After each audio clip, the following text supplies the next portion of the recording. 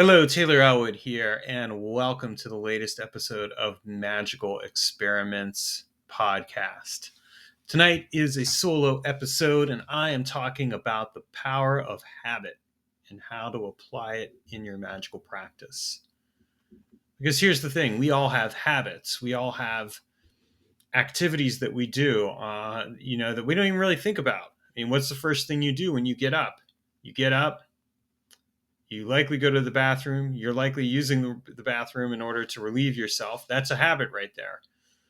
Maybe you're brushing your teeth afterwards, or maybe you're going to get a cup of coffee. You're not thinking the first few minutes of the day. You're just going through automated behaviors. And really, this applies throughout the rest of your days.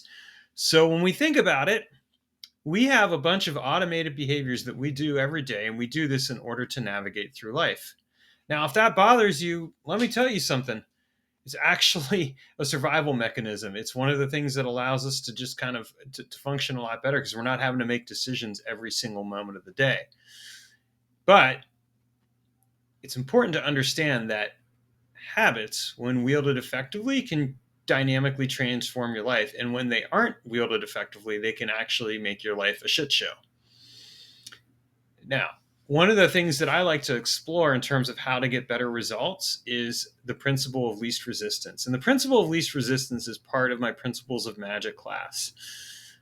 If you're interested in learning more about how magic works, or even if you're an experienced magician, but maybe you're not clear on all the principles, then you'll definitely want to check out the Principle of Magic class. In the show notes, there is information about it, and I actually have a coupon set up where you can save $60 today. So go check that out if you're interested. Anyway, the power of habit is really about this transformative process where we take a look at our habits and we decide, like, A, what habits do I want to have? And then how do I want to apply those habits to magical work? And here's the thing about habits. We do habits as survival mechanisms. This is a really important thing to understand. A habit is essentially a survival mechanism. You might not think about it in that way, but really, why do we do a habit? We do a habit because it provides an automated form of behavior that we don't have to think about. It just makes it easier for us to navigate life and to focus on the decisions that are really important. The problem with habits is that when they're bad habits, so for example, if you're smoking or a cigarette, or you're an alcoholic and drinking way too much alcohol, then they become addictions. And those addictions are usually there because they're replacing something fundamental that we want in our lives. This is true with really any habit. Any habit has the potential to become a numbing force of activity that we do in order to soothe ourselves because we're not comfortable with our lives. For example, if you play too many video games, that's a habit that's become an addiction. If you're watching porn all the time, that's a habit that's become an addiction. Really, anything can become an addiction under the right circumstances. And so we have to understand that as well. Ideally, what we're doing is we're consciously choosing our habits. And when we consciously choose our habits, what we're doing is we're getting very clear on how we can use those habits to help us transform our lives.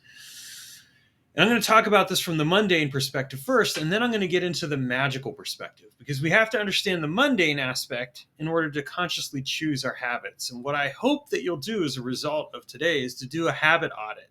We'll talk about what that is in a little bit.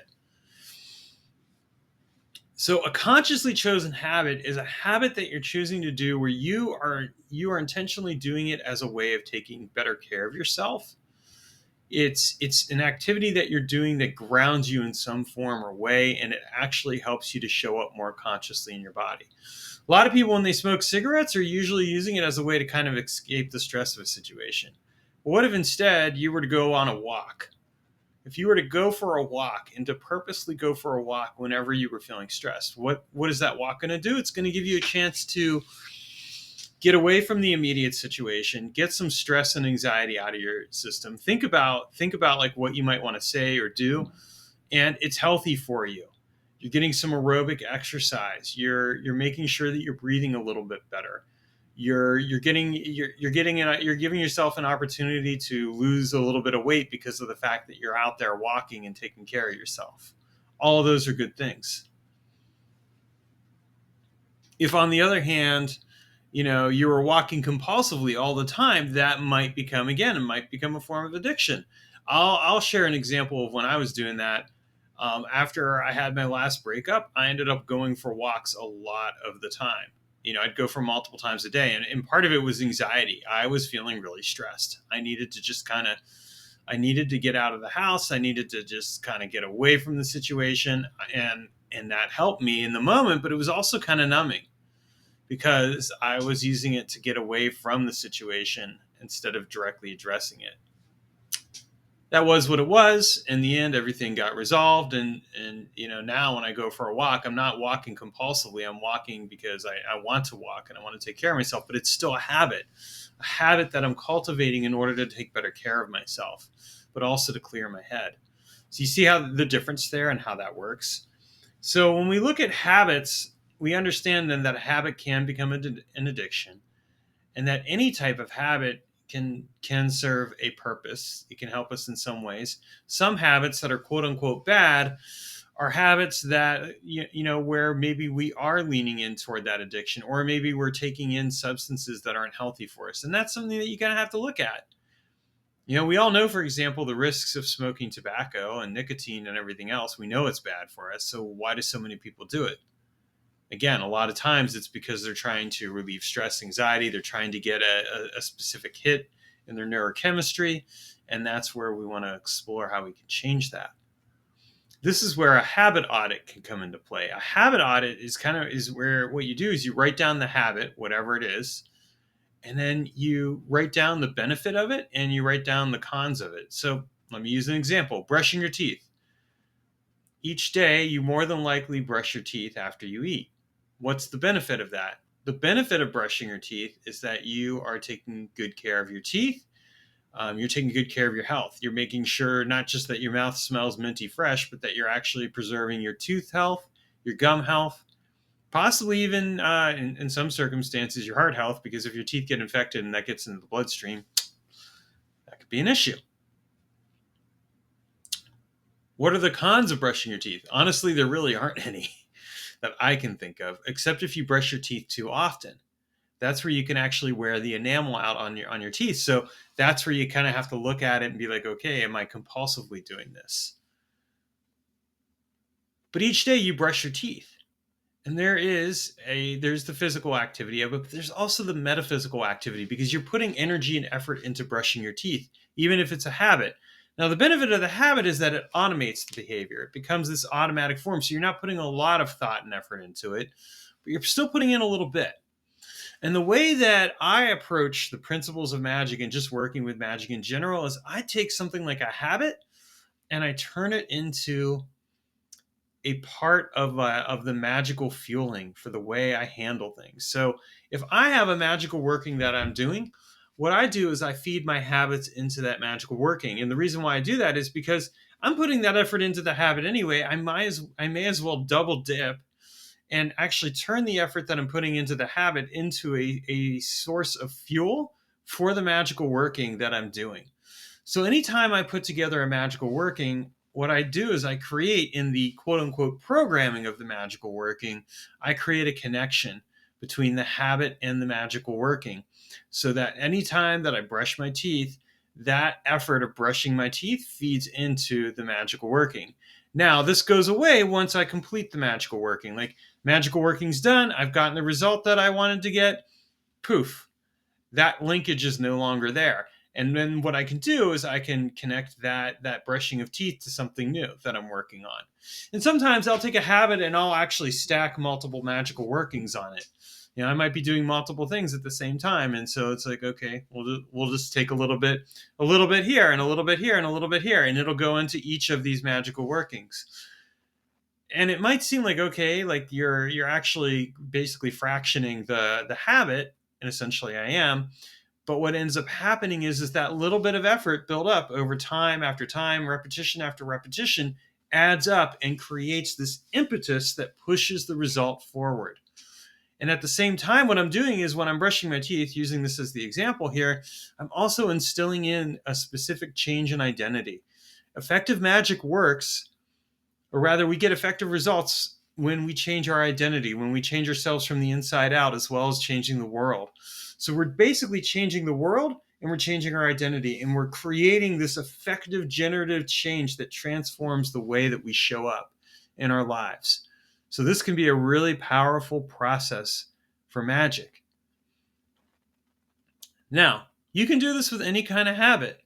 The main thing is that you want to consider, again, whether or not you want to reinforce the habit. So, like if you're smoking, for example, you could use smoking as a form of magical work. You could use that, that process of taking a drag and then exhaling and put that toward a magical work. But the problem you got to think about there is like, do you really want to essentially be poisoning yourself with the smoke? If you do, then hey, go for it. But if you don't, if you're like, no, that's not what I really want to do, then I don't recommend doing magical work with that habit. If anything, what I would recommend doing is actually doing magical work to resolve the habit. And one of the things that you can do is essentially curse the habit. Create a magical working where you curse it. And here's how you could link the habit to that then, is that every time you do that habit, you actually make the curse stronger and you give it more impetus to destroy the habit and change it. That's one thing you could actually do. What'll happen then is that habit will feed into the magical working, but it'll essentially help to fuel the change and transformation that you need to have. You'll find yourself doing the habit less and less and less. And that helps you to create that change that you want, that desired result, which in this case might be no more smoking. So these are a couple of examples of like habits and applying them to magic. How this ties into the path of least resistance is, if we know that we're already doing these activities, why not apply them towards your magical work so that you can actually get specific results? You're already doing these activities every single day. You're going to the bathroom, you're eating food, you're drinking water, you're doing other habits, you're going for a walk, you're doing other various things. If you're already doing all those things, then turn them into fuel for your magical work. It basically ends up becoming a case where you're essentially living a magical life because you're turning your habits into this water wheel effect that continually causes the habit to turn into fuel that feeds the magic, that in turn helps generate the results that you want and creates the change that you're looking for. It's a really simple way of doing things, and yet it's exceedingly powerful. And it's one of those things that I love doing with magical work because it's just absolutely amazing. It's an amazing, powerful, transformative process that generates the change that you're looking for in your life. And here's the other thing to consider. You already know you're doing those habits. You know you're going to do them. Consciously choose the habits that are good for you. Get rid of the habits that are bad. But turn that fuel, turn that effort, turn that habit into fuel that feeds the magical life, that creates the life you want. Your habits are part of who you are, and you get to define and change who you are. This is part of living the magical life, part of creating the change that empowers the work that you're doing. All right, thanks for watching. Hope that you have a wonderful rest of your day or evening. And if you have any questions, drop a comment below. Click on the leave a comment button. I'm happy to answer them and look forward to sharing with you more about how magic works and how you can get the results you want.